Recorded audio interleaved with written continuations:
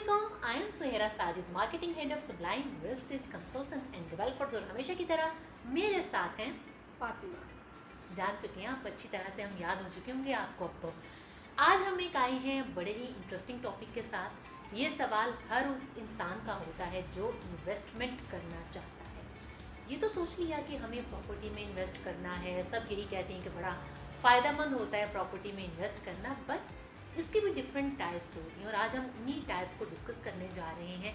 और कौन सी टाइप हमारे लिए सूटेबल है ये जानना बहुत ज़रूरी होता है। तो इसी हवाले से फातिमा से पहला सवाल हम यही थ्रो करते हैं। फातिमा, अभी जैसे मैं बात कर रही हूँ कि कितना कंफ्यूज होता है एक इंसान जब इन्वेस्टमेंट की बात होती है और इन्वेस्ट कहाँ करना चाहिए। बिल्कुल एक ना समंदर की तरह वसी होता है सब कुछ कि अच्छा अच्छा तो ये भी है ये भी है, बट इन्वेस्ट कहाँ पे करना है। सबसे पहले बताइए कि इन्वेस्टमेंट की टाइप्स कितनी हैं। अच्छा, इस तरह है कि इन्वेस्टमेंट तो आप कभी भी कर सकते हैं, उसके लिए तो कोई भी टाइम की रिस्ट्रिक्शन नहीं होती। इन्वेस्टमेंट की बात, रिटर्न आपको कितने अरसे में मिलेगा उसको फिर हम मज़ीद डिवाइड कर देते हैं आगे।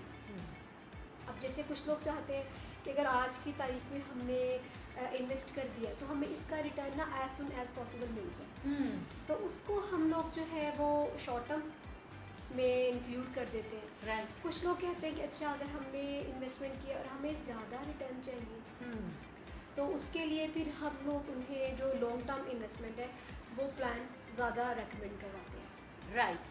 इससे हमें पता चला कि में जो बेसिक टाइप्स हैं वो दो ही हैं, short term investment and long term investment. अच्छा, अब ये जानना भी बहुत ज़रूरी है, इससे एक अगला सवाल खुद ही जनरेट हो गया कि हम जो टाइम पीरियड के लिहाज से शॉर्ट टर्म इन्वेस्टमेंट का टाइम पीरियड कितना होता है, कि कम से कम कितना ड्यूरेशन हमें वेट करना होता है और देन हमें बेनिफिट मिलता है, एंड देन इसी तरह से लॉन्ग टर्म इन्वेस्टमेंट का ड्यूरेशन। अच्छा, इस तरह है, वैसे अगर कोई शॉर्ट टर्म के लिए आ रहा है ना लेकर अपना इनकम वगैरह, वो कहते हैं जी इसको हम इन्वेस्ट करें, हमारी जो अमाउंट है तो वो चाहते हैं कि 6 माह में या 5 माह में हमें इसका रिटर्न मिल जाए, लेकिन अमूमन इस तरह नहीं होता।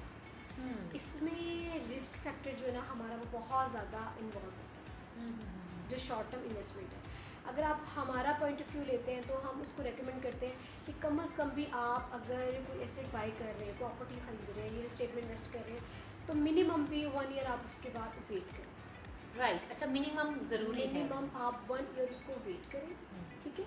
उसमें भी बहुत ज़्यादा फैक्टर्स जो हैं वो इन्वॉल्व होते हैं, लेकिन अगर आप 1 साल इंतज़ार कर लेते हैं तो बनिस्बत 3 माह 4 माह के आपको रिटर्न अच्छा मिल जाता है। और इसी तरह से अगर हम लॉन्ग टर्म इन्वेस्टमेंट की बात करें कम अज़ वो कम भी हाँ। आपको 3 साल के लिए इंतज़ार करना चाहिए। अच्छा, कम से कम। ये मिनिमम 3 इयर्स है और मैक्सिमम तो 10 12 15 साल भी हो सकता है।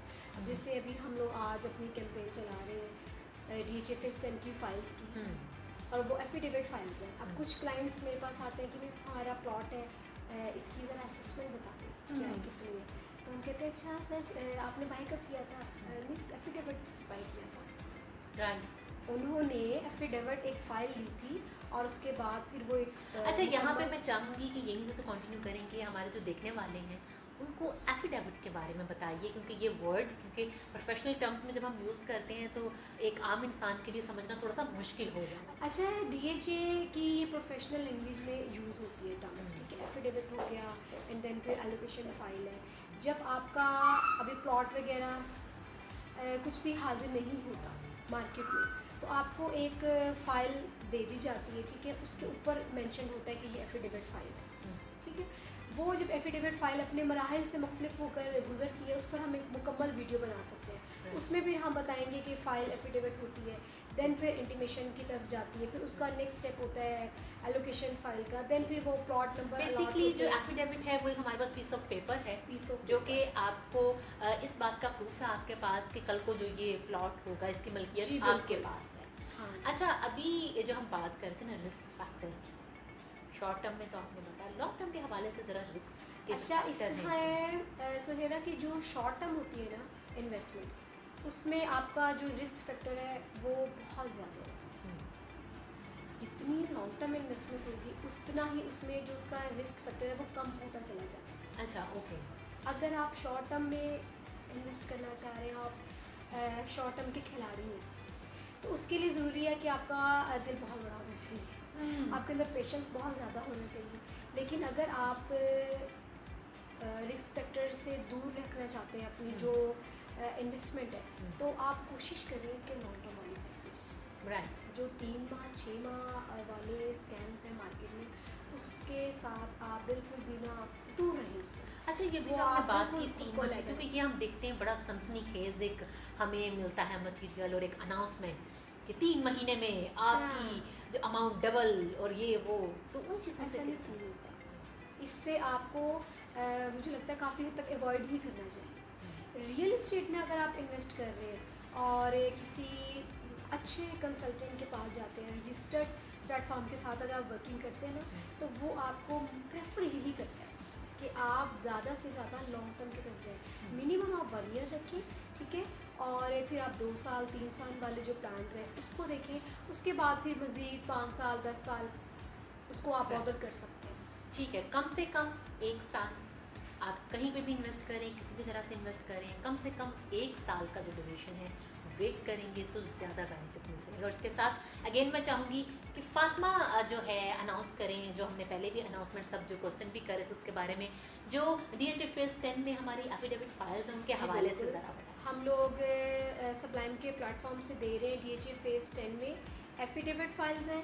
ये 5 मरला फाइल है हमारे पास, इसके अलावा 1 के नाल है और साथ ही 4 मरला कमर्शियल है। राइट। आई होप कि इस वीडियो से आप short term and long term investment के बारे में बहुत अच्छे से समझ चुके होंगे और नेक्स्ट टाइम आप जब भी इन्वेस्ट करने जा रहे होंगे आप पहले से ही इस बारे में रेडी होंगे कि आपको कहाँ पे इन्वेस्ट करना है। अच्छा, इसमें ना जाते जाते हम एक चीज़ और ऐड ऑन कर देते हैं, वो ये है कि अगर आपके बैकअप स्ट्रॉन्ग है, मींस के अगर आप कुछ पैसे इन्वेस्ट कर भी देते हैं, ठीक है, तो फिर आप शॉर्ट टर्म में प्ले कर सकते हैं।